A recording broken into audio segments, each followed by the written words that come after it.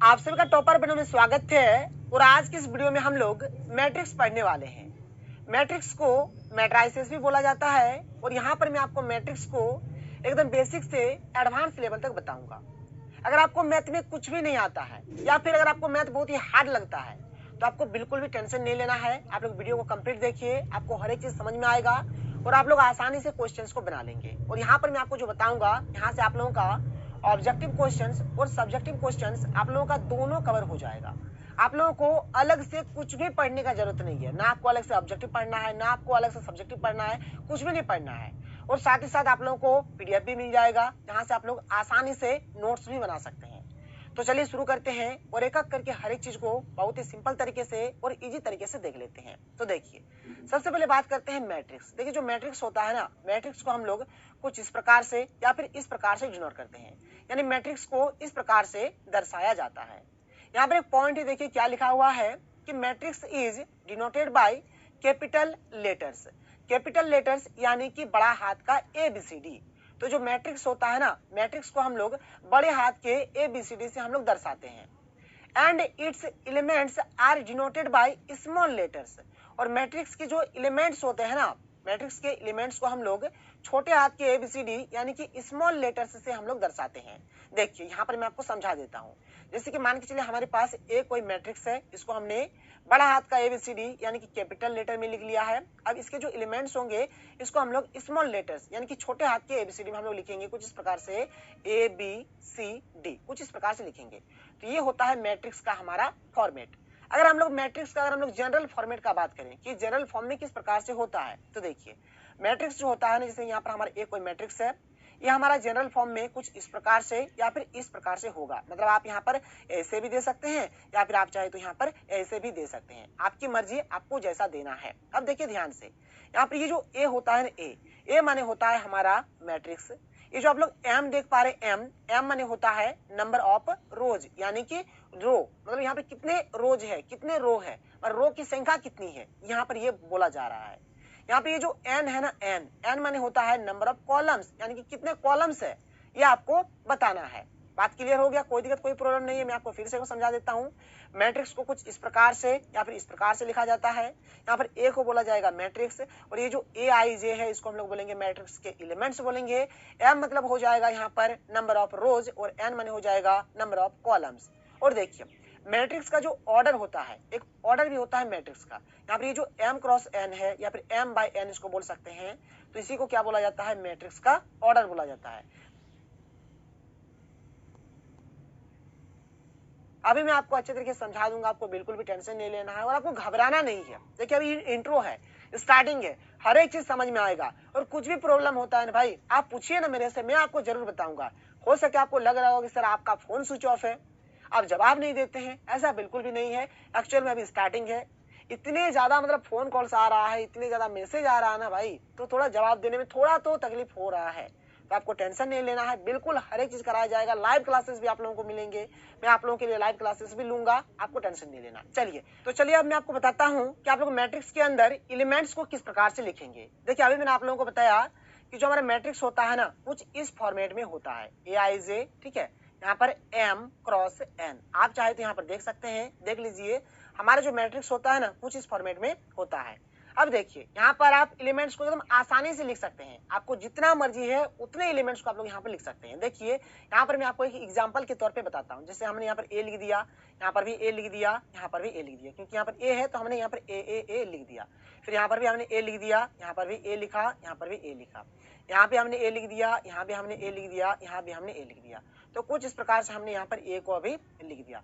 अब देखिए आगे आपको कैसे करना है। यहाँ पर ये जो पहला वाला है ना, ये हो जाएगा 1 1, ये हो जाएगा 1 2, ये हो जाएगा 1 3, ये हो जाएगा 2 1, ये हो जाएगा 2 2, ये हो जाएगा 2 3,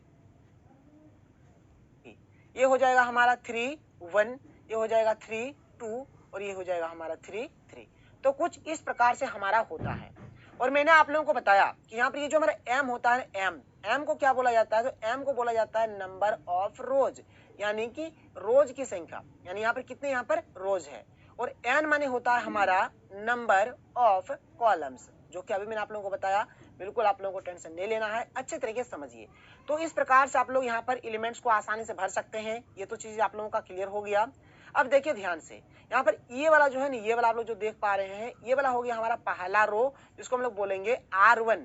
ये हो जाएगा हमारा दूसरा रो, जिसको हम लोग बोलेंगे R2। ये हो जाएगा हमारा तीसरा रो, जिसको हम लोग क्या बोलेंगे, R3 बोलेंगे। मतलब यहाँ पर रो के टो है, तो रो यहाँ पर हमारा 3 टो है, यानी m का मान कितना हो जाएगा, 3 हो जाएगा।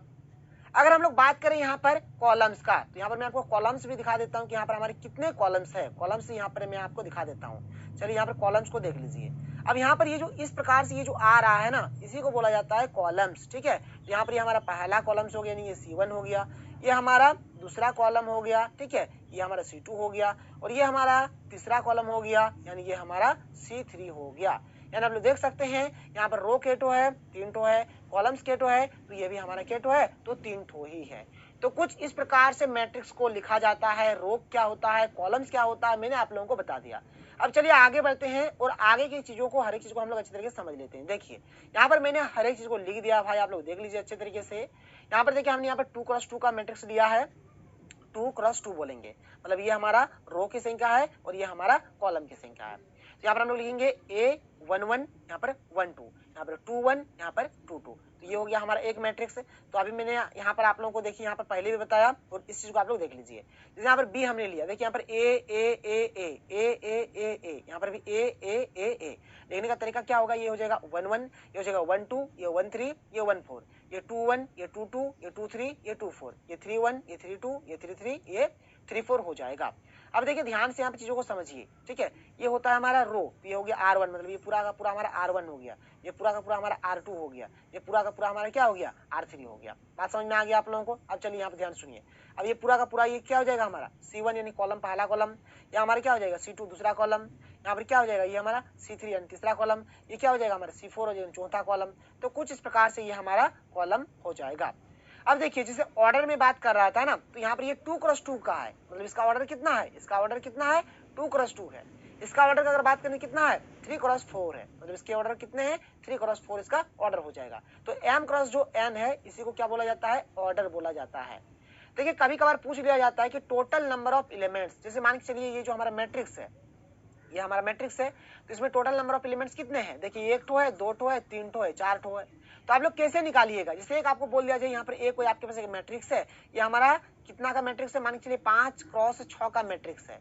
इसमें कितने एलिमेंट्स होंगे आप लोगों को बताना है, कुछ नहीं करना है भाई। यहाँ पर जो भी दिया रहेगा ना, ये जो दो चीज रहेगा, ये दोनों को गुना कर दीजिए, क्योंकि यहाँ पर m×n होता है। तो 5 और 6 का अगर गुना करेंगे कितना हो जाएगा, 5 6 30 हो जाएगा। मतलब इसके भीतर कितने एलिमेंट्स होंगे हमारे, इसके भीतर हमारे टोटल मिलाकर 30 एलिमेंट्स होंगे। जैसे यहाँ पर अगर कहा जाए, जैसे बी जो दिया हुआ है 3x4 का दिया हुआ है, इसमें कितने एलिमेंट्स होंगे, तो 3 और 4 को गुना कर दीजिए, 3 गुना 4 करिएगा, 3 4 कितना हो जाएगा, 12 हो जाएगा। गिन लीजिए 1 2 3 4 5 6 7 8 9 10 11 12। तो यहाँ पर ऐसे ही निकाला जाता है टोटल नंबर ऑफ एलिमेंट्स। ये भी चीज क्लियर हो गया। आगे बढ़िए, आगे समझिए।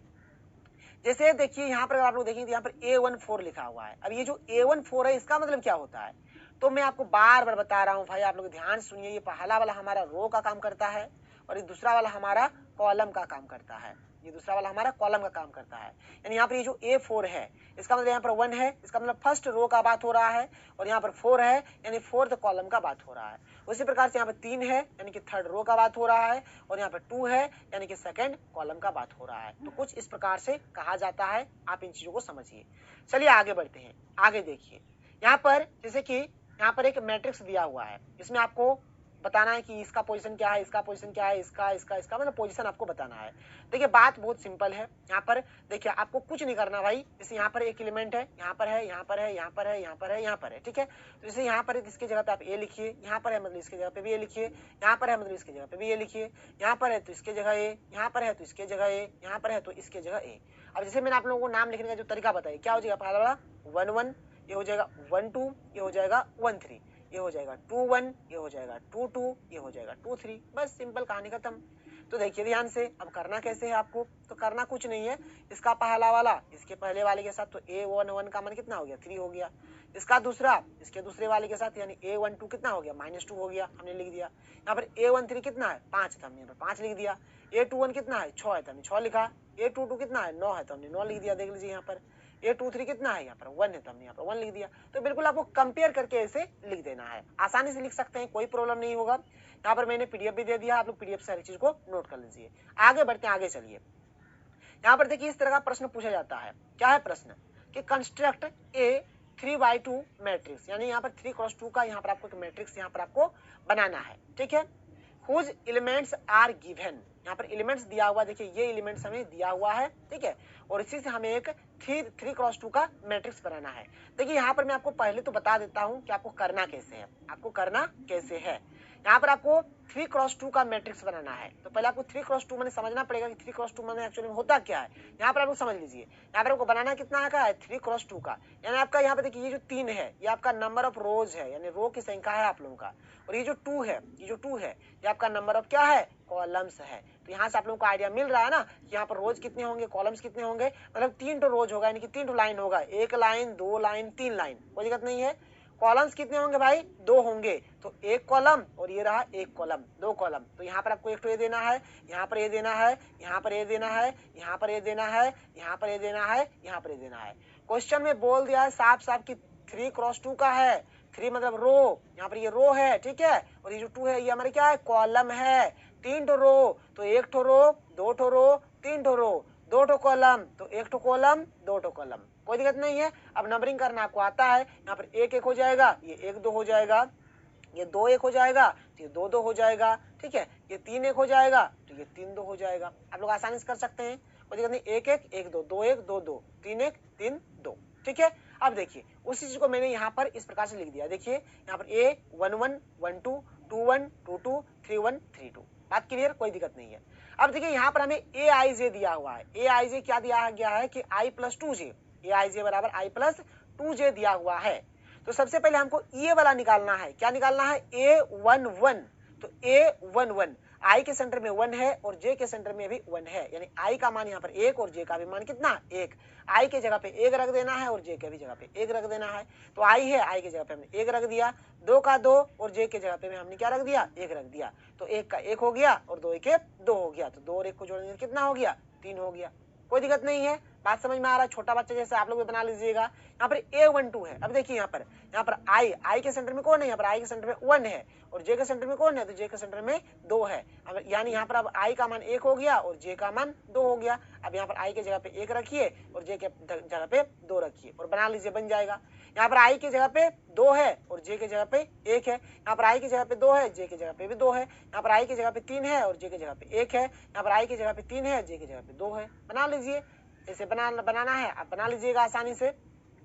तो यहाँ से आपका a11, a12, a21, a22, a31, a32 का मान निकल जाएगा, कुछ इस प्रकार से आप लोग देख लीजिए। तो यहाँ पर a11 है, तो a11 का मान कितना आया 3, तो a1 के जगह पे हमने यहाँ पर 3 रख दिया। a12 का मान कितना आया 5 आया, तो यहाँ पर हमने 5 रख दिया, ठीक है। इसी प्रकार से आप लोगों को मान को बैठा देना है, आप लोग आसानी से कर लीजिएगा, कोई प्रॉब्लम नहीं होना चाहिए, अच्छी तरीके से देखिए, और कुछ भी प्रॉब्लम होता है ना भाई आप पूछिए, मैं आपको जरूर बताऊंगा। चलिए आगे बढ़ते हैं, आगे देखिए। यहाँ पर मैंने आपके लिए होमवर्क दे दिया है ताकि आप लोग घर में इसको प्रैक्टिस करिए। इसका आंसर ये वाला होगा, आप लोग देख लीजिए, इसका आंसर ये होने वाला है, ये आपको घर में करना है भाई, इसको आप करिए, घर में प्रैक्टिस करिए। फंस जाते हैं तो जरूर से जरूर बताइएगा। यहाँ पर मैं आपको थोड़ा सा हिंट दे देता हूँ, देख लीजिए, यहाँ पर 2x2 का है, 2x2 का है, यानी यहाँ पर हमारे पास रो भी 2 ठो है और यहाँ पर हमारा कॉलम भी 2 ठो है, ठीक है, यानी 1 ठो रो 2 ठो रो, 1 ठो कॉलम 2 ठो कॉलम, यानी यहाँ है, यहाँ है, यहाँ है, यहाँ है, ये 1 1, ये 1 2, ये 2 1, ये 2 2। बस इस प्रकार से आपको करना है काम, आराम से यहाँ पर पुट करिए वैल्यू, आराम से बना लेंगे, कोई दिक्कत नहीं है। ये आपके लिए होमवर्क है, ये तो आपको खुद ही बनाना है। आगे चलिए, अब देखिए यहाँ पर कुछ इस प्रकार का भी एक प्रश्न पूछा जाता है कि how many different matrix can be formed having 12 elements. देखिए यहाँ पर 12 एलिमेंट्स, यानी 12 ठो यहाँ पर एलिमेंट्स दिया गया है, 12 ठो, ध्यान से सुनिए, क्या दिया गया है 12। अब आप खुद बोलिए कि 12 मतलब 2 संख्या आपको लेना है, 2 संख्या लेना है, मतलब 2 ऐसा संख्या लीजिए कि जिसको गुना करने से क्या होता है 12 होता है। तो देखिए 12 और 1 को गुना करने से 12 होता है, 1 और 12 को गुना करने से 12 होता है, 2 और 6 को गुना करने से 12 होता है, 6 और 2 को गुना करने से 12 होता है, 3 और 4 को गुना करने से 12 होता है, 4 और 3 को गुना करने से 12 होता है। और ऐसा दुनिया में कोई भी संख्या नहीं है जो आप 2 संख्या लेंगे जिसका गुना 12 होगा, ऐसा कोई नहीं है, बस इतने सारे हैं। तो 1 ठो 2 ठो 3 ठो 4 ठो 5 ठो 6 ठो, यहाँ पर 6 यहाँ पर इस प्रकार से आ रहा है। तो ऐसे ही आप लोगों को करना है और इस तरह का भी प्रश्न एग्जाम में पूछ लिया जाता है। तो यहाँ पर 12 के लिए था, तो अब 12 मतलब 12 आपको देखना है कि 12 में देखिए कि 2 से आपको लेना है, क्या क्या गुना करने से 12 हो जाता है। कभी कभार आपको जैसे कि मान के चलिए अगर आपको दे दिया जाए कुछ दूसरा, जैसे 13 दे दिया जाए, 13 के लिए अगर आपको निकालना हो तो कैसे निकालिएगा, तो 13 के लिए हो जाएगा एक तो 1 गुना 13 हो जाएगा और एक तो 13 गुना 1 हो जाएगा। नहीं तो और दुनिया में कोई दो संख्या नहीं है जिसका गुना 13 होता है, यही दो हो जाएगा। तो ऐसे आप लोगों को चेक करना है, ऐसे आप लोगों को देखना है। तो ये भी आप लोगों का क्लियर हो गया। आगे बढ़िए, आगे चलिए। अब देखिए यहाँ पे टाइप्स ऑफ मैट्रिक्स, मैट्रिक्स के कुछ प्रकार है। सबसे पहले है रो मैट्रिक्स। रो मैट्रिक्स किसको बोलेंगे, अगर किसी मैट्रिक्स के पास मात्र एक ही तो रो हो, क्या हो, एक ही ठो रो हो, तो उसको क्या बोलेंगे, रॉ मैट्रिक्स बोलेंगे या फिर रॉ वेक्टर बोलेंगे। और लिखा कि ये matrix having only one row, एक ही रो हो। देखिए इसके पास एक ही तो रो है, इसके पास भी एक ही तो रो है। अगर एक तो रो रहे तो उसको हम लोग क्या बोलेंगे, रॉ मैट्रिक्स बोलेंगे। और कॉलम मैट्रिक्स किसको बोलेंगे, अगर उसके पास एक ही तो कॉलम हो, अगर उसके पास एक ही तो कॉलम हो तो उसको कॉलम मैट्रिक्स बोलेंगे या फिर कॉलम वेक्टर बोलेंगे। तो यहाँ पर आप एक एग्जांपल देख सकते हैं। इस एग्जांपल को देखिए, यहाँ पर इसके पास क्या है, एक ही तो कॉलम है, इसके पास भी एक ही तो कॉलम है। तो जिसके पास भी एक ही तो कॉलम रहेगा उसको कॉलम मैट्रिक्स बोलेंगे, और जिसके पास मात्र एक ही तो रो रहेगा उसको रो मैट्रिक्स बोलेंगे। यहाँ पर थर्ड नंबर में है कि नल मैट्रिक्स या फिर जीरो मैट्रिक्स। अब देखिए हमारा कोई ऐसा मैट्रिक्स हो जिसका हर एक एलिमेंट क्या हो, जीरो हो, जिसका हर एक एलिमेंट क्या हो, जीरो हो, तो उसको हम लोग बोलेंगे नल मैट्रिक्स बोलेंगे या फिर जीरो